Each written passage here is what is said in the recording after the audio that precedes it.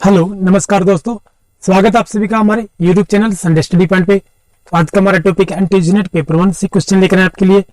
संप्रेषण कम्युनिकेशन संबंधित महत्वपूर्ण प्रश्न है। वीडियो को जल्दी से लाइक कर दीजिए, शेयर कर दीजिए अपने दोस्तों के साथ, और चैनल पर नए हैं चैनल को सब्सक्राइब कर लीजिएगा, साथ में बेल आइकन को प्रेस कर लीजिए। तो चलिए आज के हमारे पहले प्रश्न पे चलते हैं हम। तो आज का हमारा पहला प्रश्न है, संगठन चार्ट के आधार पर निर्धारित संबंधों को ध्यान में रखकर संबंधों के आदान प्रदान को कहते हैं औपचारिक संदेशवहन, अनौपचारिक संदेशवहन, बुश टेलीग्राफ, ग्रेपवाइन। तो राइट आंसर हमारा क्या होगा? संगठन चार्ट के आधार पर निर्धारित संबंधों को ध्यान में रखकर संबंधों के आदान प्रदान को कहते हैं औपचारिक संदेशवहन कहते हैं। ऑप्शन नंबर ए हमारा सही आंसर हो जाएगा। चलिए अगला प्रश्न चलते हैं। अधोगामी संप्रेषण में संवाद का प्रवाह होता है नीचे से ऊपर की ओर, ऊपर से नीचे की ओर, समान सत्र के अधिकारियों के मध्य, संगठन के बाहर की एजेंसियों के मध्य। तो सही आंसर हमारा क्या हो जाएगा?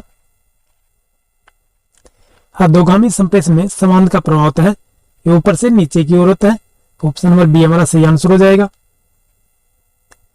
संप्रेषण का प्राचीनतम प्रारूप है अधोगामी, ऊर्ध्वगामी, समतल या बहुआयामी। संप्रेषण का प्राचीनतम प्रारूप है कौन सा है? ये ऊर्ध्वगामी है। ऊपर देखिए, नीचे से ऊपर की ओर ऊर्ध्वगामी होता है और ऊपर से नीचे की ओर अधोगामी होता है। चलिए अगले प्रश्न चलते हैं। अधोगामी संप्रेषण में भेजी जाने वाली सूचनाओं की प्रकृति होती है सुझाव अथवा रिपोर्ट के रूप में, प्रगति प्रतिवेदन के रूप में, समाचार बुलेटिन, आदेश निर्देश एवं सूचनाएं। तो इसमें सही आंसर हमारा क्या होगा? अधोगामी संप्रेषण में भेजी जाने वाली सूचनाओं की प्रकृति ये कैसी होती है? तो राइट आंसर हमारा ऑप्शन नंबर ए हो जाएगा, सुझाव अथवा रिपोर्ट के रूप में होती है। ऑप्शन नंबर ए हमारा सही आंसर हो जाएगा। चलिए अगले प्रश्न चलते हैं हम। अगला प्रश्न हमारा है, ऊर्ध्वगामी संप्रेषण में संबंधों का प्रवाह होता है नीचे से ऊपर की ओर, ऊपर से नीचे की ओर, समान सत्र के कार्मिकों के बीच, संगठन के बाहरी पक्षकारों की ओर। सही आंसर हमारा क्या होगा? ऊर्ध्वगामी संप्रेषण में संबंधों का प्रवाह होता है, ऑप्शन नंबर ए हमारा सी हो जाएगा, नीचे से ऊपर की ओर होता है। ऊपर ऊर्ध्वगामी जो होता है संप्रेषण, ये नीचे से ऊपर की ओर होता है, ऐसे चढ़ता है। तो ऊर्ध्वगामी जो होता है या अधोगामी जो ऊपर से नीचे की ओर होता है। चलिए अगला प्रश्न हमारा है, ऊर्ध्वगामी संप्रेषण की प्रकृति होती है आदेशात्मक, सुझाव एवं प्रतिवेदन, सहयोगी, सूचनात्मक। तो सही आंसर हमारा ऑप्शन नंबर बी हो जाएगा। ऊर्ध्वगामी संप्रेषण की जो प्रकृति होती है सुझाव एवं प्रतिवेदन होती है। ऑप्शन नंबर बी हमारा सही आंसर रहेगा। चलिए अगला प्रश्न हमारा है, निम्नलिखित में से कौन सा साधन ऊर्ध्वगामी संप्रेषण से संबंधित नहीं है? ये नहीं पूछा गया है। ये कार्य प्रतिवेदन, संघ प्रकाशन, सुझाव पेटी या हस्त पुस्तकें। निम्नलिखित में से कौन सा साधन ऊर्ध्वगामी संप्रेषण से संबंधित नहीं है? तो राइट आंसर हमारा ऑप्शन नंबर बी हो जाएगा, संघ प्रकाशन जो है ये हमारा ऊर्ध्वगामी संप्रेषण से संबंधित नहीं है। चलिए अगला प्रश्न हमारा है, जब दो समान सत्र के अधिकारियों के मध्य आपस में विचारों अथवा तथ्यों का आदान प्रदान होता है तो उसे कहते हैं समतल संप्रेषण, ऊर्ध्वगामी संप्रेषण, अधोगामी संप्रेषण, बहुआयामी संप्रेषण। तो सही आंसर हमारा ऑप्शन नंबर बी हो जाएगा, ये ऊर्ध्वगामी संप्रेषण कहते हैं इसे। जब दो समान सत्र के अधिकारियों के मध्य आपस में विचारों अथवा तथ्यों का आदान प्रदान होता है तो उसे ऊर्ध्वगामी संप्रेषण कहते हैं। ऑप्शन नंबर बी हमारा सही आंसर रहेगा। चलिए अगला प्रश्न हमारा है, कंप्यूटर सहायक अनुदेशन विचार संप्रेषण सबसे होता है। आप इस कथन से कितने सहमत हैं? सरल विचार, अत्यंत ही कठिन विचार, सामान्य विचार, सभी प्रकार के विचार।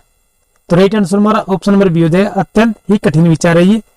कंप्यूटर सहायक अनुदेशन विचार संप्रेषण सबसे होता है, तो ये अत्यंत ही कठिन विचार होता है। ऑप्शन नंबर बी हमारा सही आंसर रहेगा।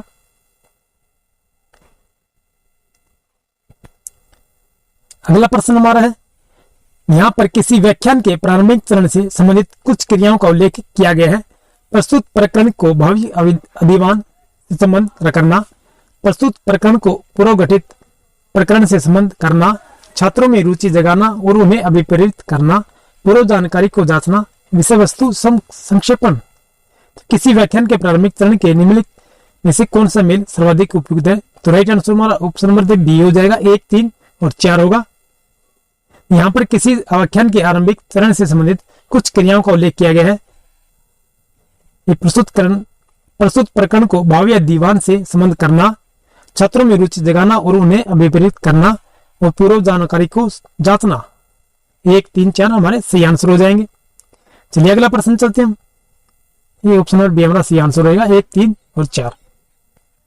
अगला प्रश्न हमारा है, आपके छात्रों की ओर से सदैव यह शिकायत रहती है कि आप कक्षा में पढ़ाते समय जल्दी जल्दी बोलते हैं। इसका प्रमुख कारण हो सकता है उपलब्ध समय कम है, आप में आत्मविश्वास की कमी है, छात्र आदी हो गए हैं, ये कह नहीं सकते। तो राइट आंसर हमारा ऑप्शन नंबर बी हो जाएगा, आप में आत्मविश्वास की कमी है। ऑप्शन नंबर बी हमारा सही आंसर रहेगा। चलिए अगले प्रश्न चलते हैं हम। लंबे वाक्य तथा नकारात्मक भाषा विचार संप्रेषण को बनाते हैं अप्रभावी, प्रभावी, कठिन या सामान्य। तो राइट आंसर हमारा ऑप्शन नंबर ए हो जाएगा, अप्रभावी बनाते हैं इसे। तो लंबे वाक्य तथा नकारात्मक भाषा विचार संप्रेषण को अप्रभावी बनाते हैं। चलिए अगले प्रश्न चलते हैं हम। जब आप कक्षा में शिक्षण कराते हैं तो कक्षा में खालिस्तान के साथ साथ चलना चाहिए। मौखिक विचार संप्रेषण, गैर शाब्दिक विचार संप्रेषण, सरल संप्रेषण या सभी प्रकार के संप्रेषण। तो सही आंसर हमारा क्या होगा? जब आप कक्षा में शिक्षण कराते हैं तो कक्षा में खालिस्तान के साथ साथ चलना चाहिए। तो ऑप्शन नंबर बी हमारा सही आंसर रहेगा, गैर शाब्दिक विचार संप्रेषण। ऑप्शन नंबर बी हमारा सही आंसर रहेगा। चलिए अगले प्रश्न चलते हैं हम। किसी व्याख्यान के दौरान संप्रेषण प्रक्रिया के कुछ पक्षों का उल्लेख किया निम्नलिखित है।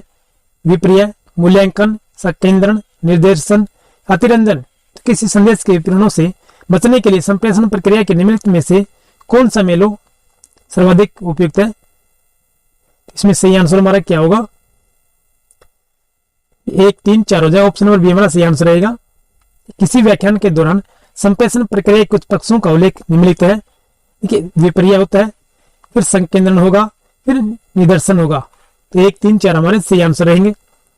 चलिए अगले प्रश्न चलते हैं हम। शिक्षण के समय विचार संप्रेषण द्वारा छात्रों पर प्रभाव डाला जा सकता है। मनोवैज्ञानिक, सामान्य, दलगत या शैक्षिक। तो सही आंसर हमारा क्या होगा?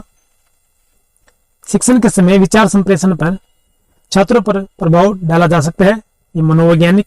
ऑप्शन नंबर ए हमारा सही आंसर रहेगा। चलिए अगला प्रश्न हमारा, संप्रेषण को प्रभावी बनाने हेतु निम्नलिखित में से कौन सा कार्यक्रम अधिक प्रभावशाली होगा? टीवी का, प्रोजेक्ट का, शिक्षण विधि का, उपयुक्त में सभी का। तो सही आंसर क्या होगा? संप्रेषण को प्रभावी बनाने हेतु निम्नलिखित में से कौन सा कार्यक्रम अधिक प्रभावशाली होगा?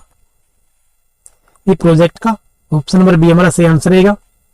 चलिए अगले प्रश्न हमारा, छात्रों में भाषा की उचित विकास हेतु निम्नलिखित में से कौन सा कार्यक्रम अधिक प्रभावशाली होगा?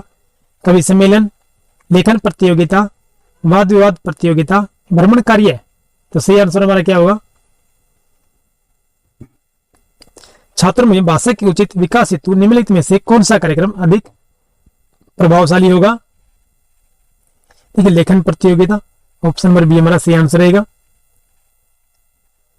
निम्नलिखित में से कौन सा तरीका शिक्षार्थी को एक दूसरे को प्रभावित करने के अधिक छूट देता है? लघु समय की चर्चा, फिल्म प्रोजेक्टर का प्रयोग, दूरदर्शन पर देशव्यापी कक्षा कार्यक्रम देखना, विशेषज्ञों द्वारा लेक्चर।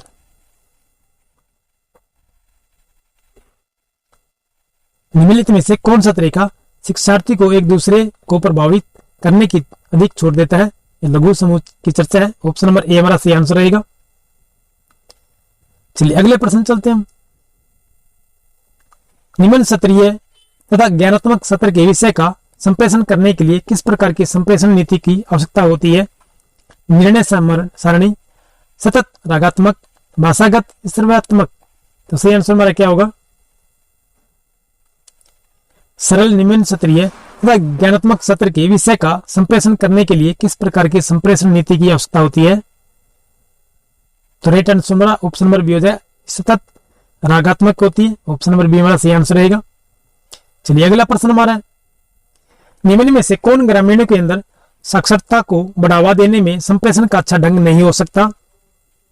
करके दिखाना, लिखना तथा पढ़ना, केवल लिखना या केवल पढ़ना। निम्न में से कौन ग्रामीणों के अंदर साक्षरता को बढ़ावा देने में संप्रेषण का अच्छा ढंग नहीं हो सकता है? ये लिखना तथा पढ़ना। ऑप्शन नंबर बी हमारा सही आंसर रहेगा। चलिए अगला प्रश्न हमारा क्लोज सर्किट टेलीविजन लाभदायक है केवल एक स्थान पर रहने वाले सीमित श्रोताओं तथा दर्शकों के लिए, बड़े समूह के संप्रेषण के लिए, कक्षा में केवल कमजोर छात्रों के लिए, उपरोक्त में से कोई नहीं। तो सही आंसर हमारा क्या होगा? क्लोज सर्किट टेलीविजन लाभदायक है किसके लिए है?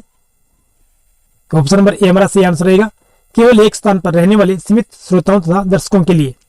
तो दोस्तों ये हमारी छोटी सी वीडियो थी।